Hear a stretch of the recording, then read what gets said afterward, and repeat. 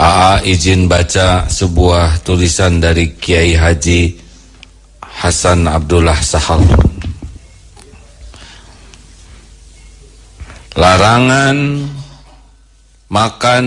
Larangan minum minuman keras. Surat Al-Maidah ayat 90. Ini ditaati nih oleh sebagian besar umat Islam. Padahal ayatnya cuma satu. Larangan makan babi. Ada dua ayatnya. Surat Al-Baqarah 173 dan surat Al-Maidah ayat 3. Dua ayat dipatuhi oleh umat Islam.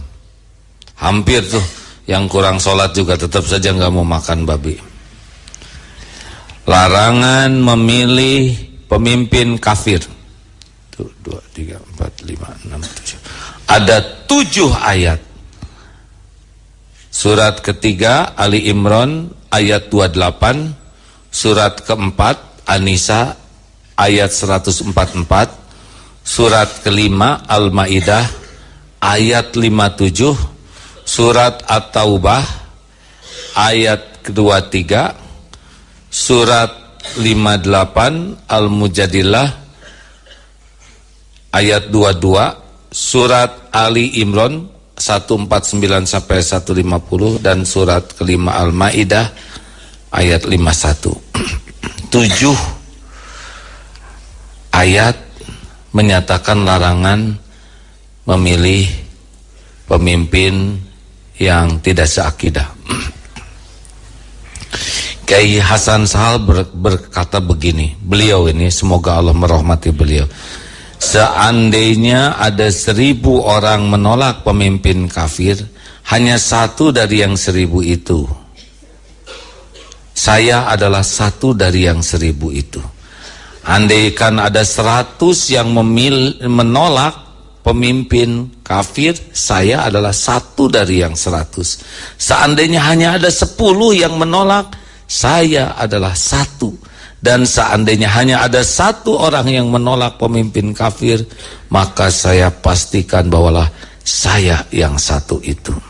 Seandainya semua media cetak maupun elektronik bersatu untuk mengangkat citra orang yang kufur kepada Allah itu berulang-ulang setiap hari, setiap waktu, agar timbul kekaguman terhadap orang yang ingkar itu, kafir itu, sedikit pun saya tidak akan kagum kepadanya.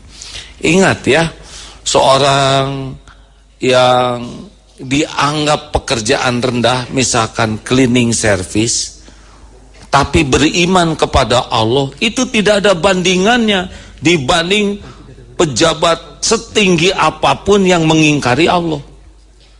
Jadi jangan kagum kepada yang mengingkari Allah, walaupun dunianya dikasih topeng setebal apapun. Santri yang tidak punya apa-apa tapi punya iman, punya ketakwaan, itu jauh lebih menakjubkan, lebih hebat dibanding pemimpin manapun di dunia yang mengingkari Allah. Jangan ada kekaguman, biasa saja ya.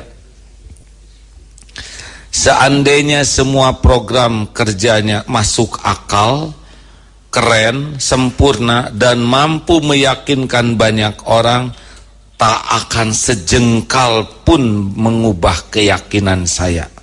Seandainya semua partai bersatu memilih pemimpin kafir, bahkan jika semua partai Islam pun bersatu ikut-ikutan, maka saya berlepas diri dari kezoliman mereka dan semua akibatnya.